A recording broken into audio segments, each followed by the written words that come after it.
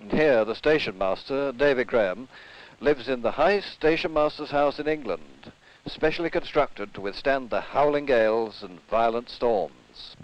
90 inches of rain per year are not unknown at Dent, and 3 lines of railway sleepers, 1,150 feet above sea level, have been erected as snow barriers.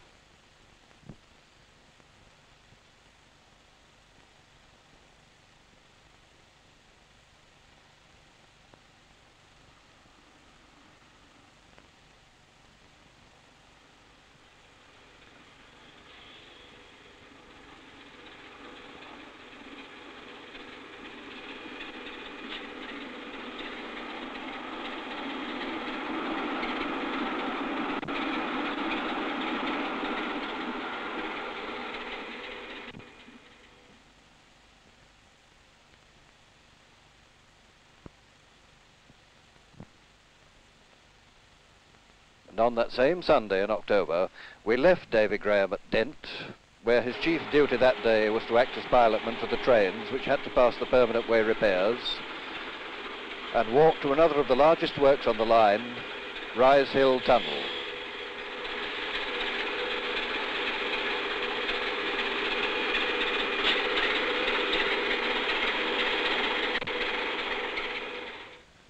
This 1,213-yard-long tunnel through blue limestone had most of the attendant difficulties experienced in boring Blee Moor, and here again a temporary village was built on the hilltop, accommodating some 350 persons 1,300 feet above sea level.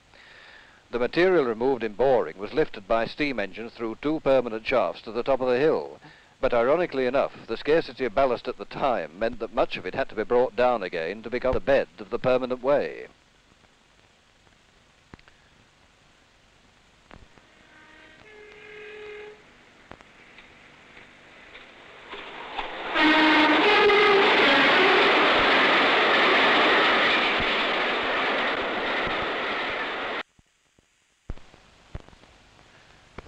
Beyond this tunnel, the line enters Garsdale and meets the highest water troughs in Britain.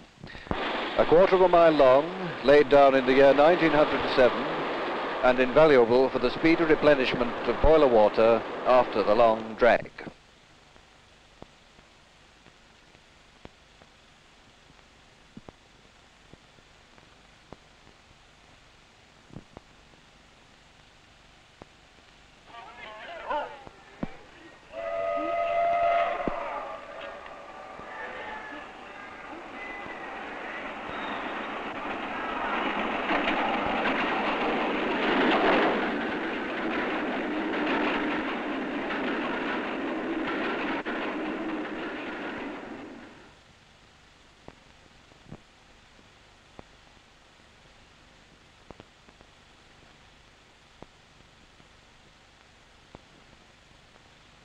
At Garsdale, there branched eastwards at one time a 6-mile line to Hawes.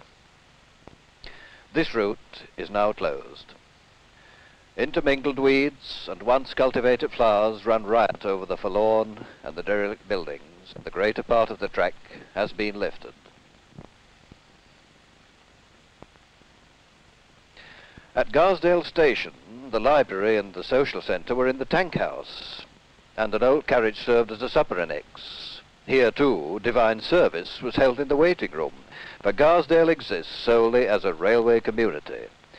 The famous stockaded turntable has always aroused curiosity.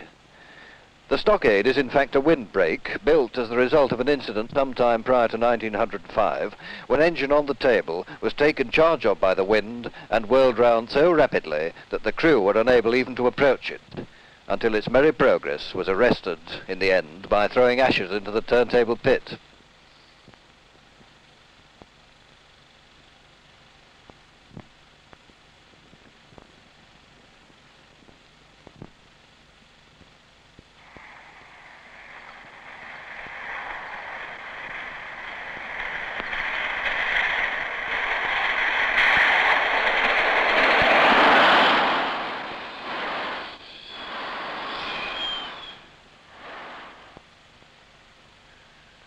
Just past the station and turntable is Dandrimire Viaduct. Here an embankment was originally planned, but the sticky peat refused to hold, and the idea was abandoned after 2 years of abortive tipping. Sinkings of 15 feet had to be made before a firm foundation was discovered. Situated in an almost inaccessible area, this structure is also known as Moorcock Viaduct and takes the line round to the west and to the highest point on the line.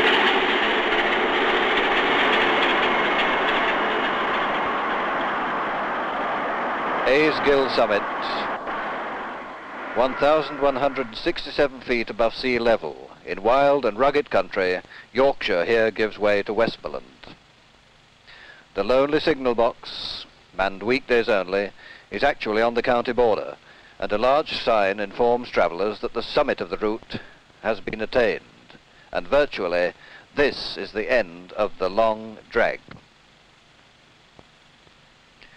At this period of the 19th century, though, North Ribblesdale was virtually devoid of human habitation, and only one rutted turnpike road ran between Lancaster and Richmond. In the year 1868, the Hill Inn was one of only 2 inns on this road. And in 1962, we were, on many occasions during our wanderings, more than grateful for the warm welcome extended by Mr. and Mrs. Tom Kilburn, who, with their forebears, have kept the old inn since soon after the completion of the railway. Tom's grandfather used to recall the days when, as a boy, he took round a basketful of kippers and sold them to the navvies.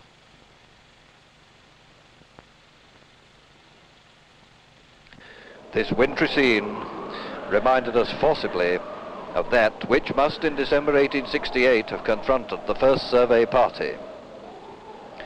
Ice covered the backs of the fell sheep, and there was not a trace of shelter for man or beast.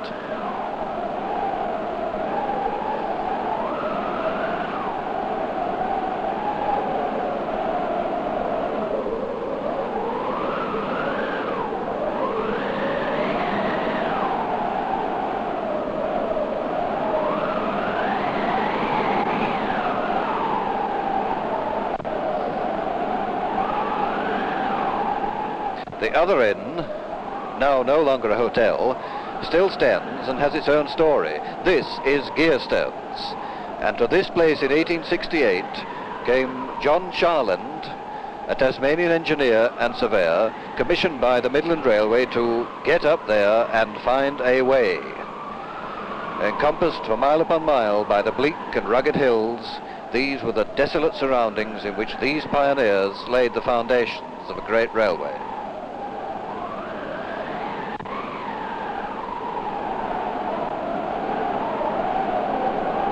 And equally grim and forbidding appeared these surroundings during the winter of 1962 and 3.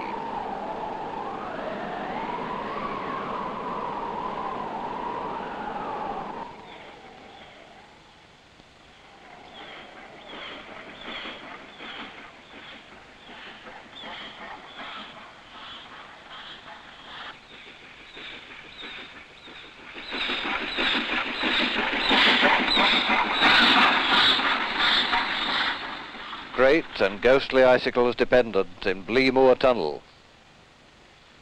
Ribblehead Station was almost completely snowbound.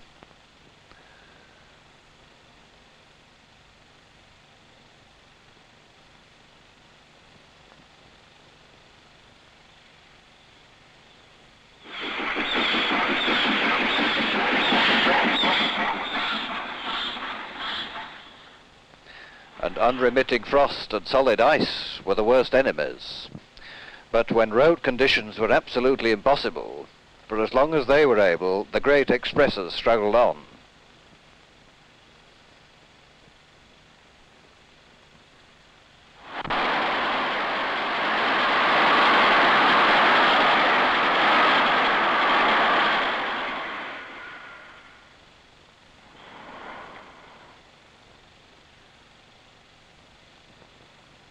And they struggled on until even they became absolutely bedevilled by speed restrictions over track which the bitter and intense cold had literally distorted out of gauge.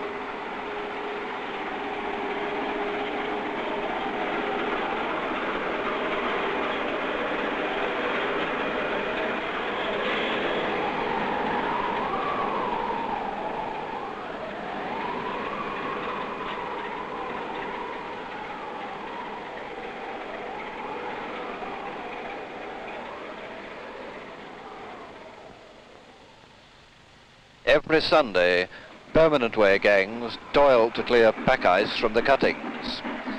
Snowplows worked all night long to struggle through to Ais Gill. And it cannot be too strongly emphasized to what extent, in these conditions, the rural communities concerned are absolutely dependent upon the railway for life's bare necessities.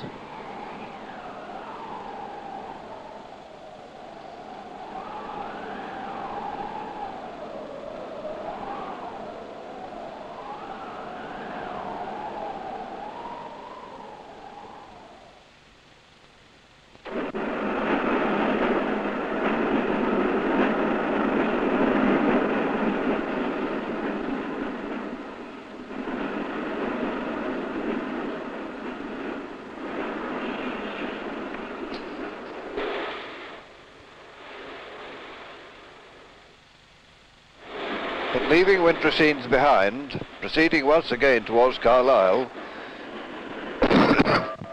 Wild Boar Fell is seen to the west and Mellish again still snow-capped to the east. Here we enter the quarter-mile-long Burkitt Tunnel through the Great Pennine Fault, consisting of shale, limestone, grit, slate, iron, coal and lead ore, a truly remarkable geological combination. 50 miles remain, but they are miles of scenery much more beguiling and of engineering works incomparably lighter. The line rolls on to Kirkby Stephen, a small market town of 2,000 inhabitants. And after this, Smaardale Viaduct. 130 feet high, this is a noble work of grey limestone, unique in that it rests not upon solid rock, for none was to be found, but upon a bed of red shale, to find which the foundations had to be sunk 45 feet. And fittingly, the last stone was laid by the wife of the chief civil engineer on the 8th of June, 1875.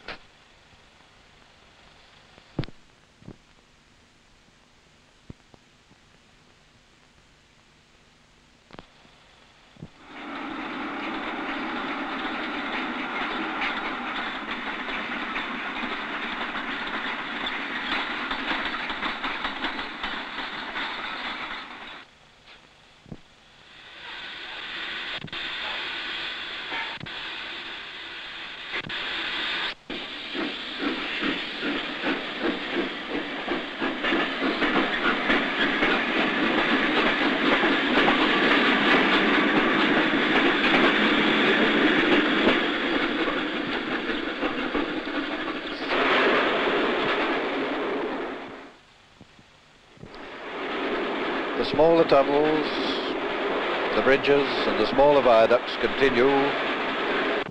Crosby Garrett,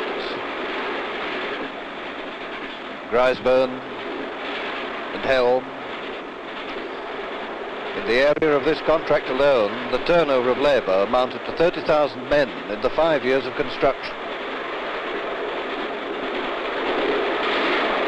And this is by far the easier part of the line from a constructional point of view.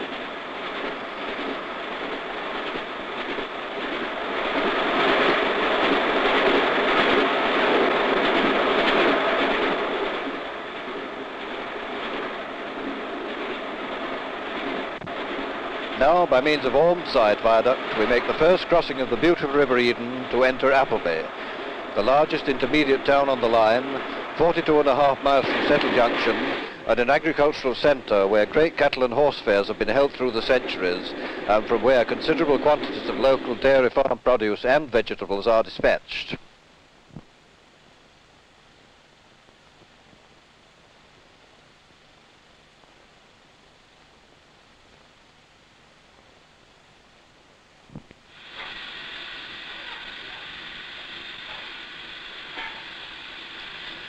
Thousands of gallons of milk in glass-lined tank wagons are marshalled here for forward transit. And here 6 are being attached to our stopping passenger train, which will take them to Carlisle and thence in a special milk train to London.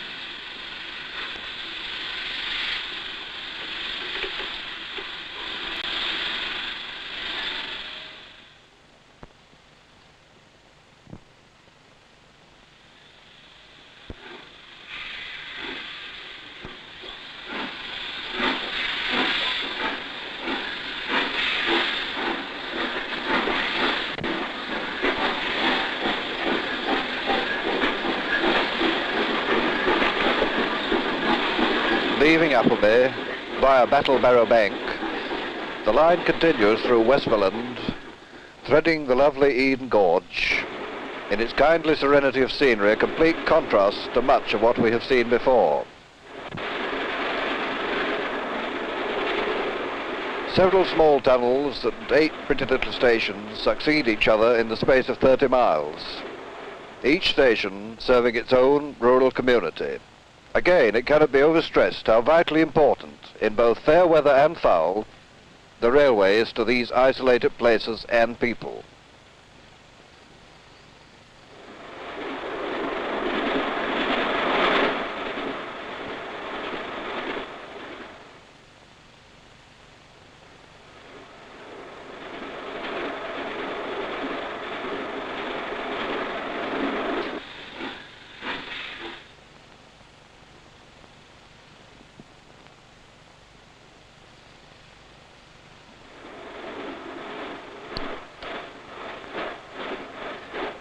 For the remaining 15 miles, the railway and the graceful river keep company until the approaches to the great Citadel station in Carlisle.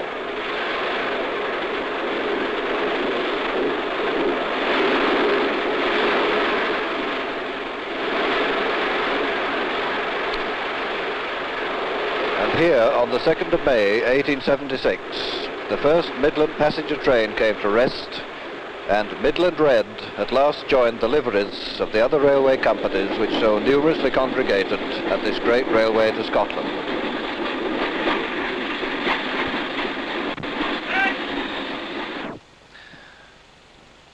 And so also in this magnificent station serving the great city did our personal adventures and our travels come to an end, and we were moved to reflect how, at the time, Midland shareholders must have been justly satisfied and justly proud of their new steel link over the roof of England. For it was above all their cardinal stake in the Scottish traffic, and it had cost them nearly £4 million, or no less than £47,500 per mile.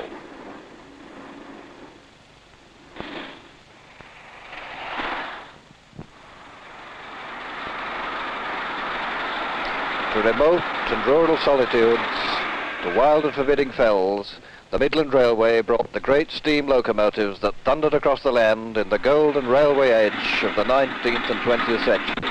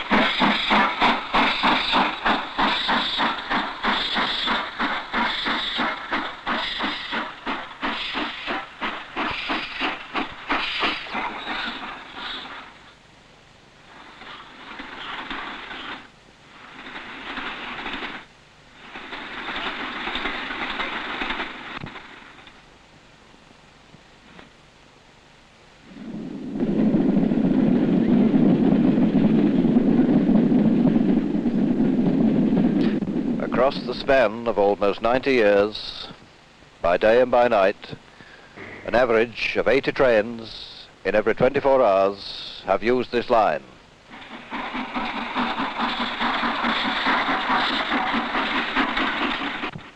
The romantic aura surrounding all railways, their steam locomotives and their famous trains, has engendered a fascination which few boys, and for that matter few boys grown to men, have found it in them to resist.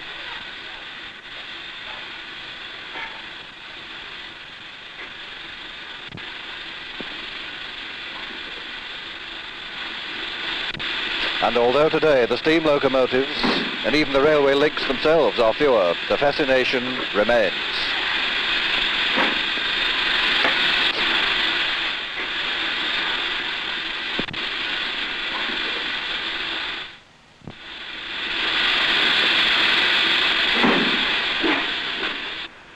And it still remains in the purposeful hum of the huge diesel electrics thrusting over the wild moors to Ais Gill and beyond.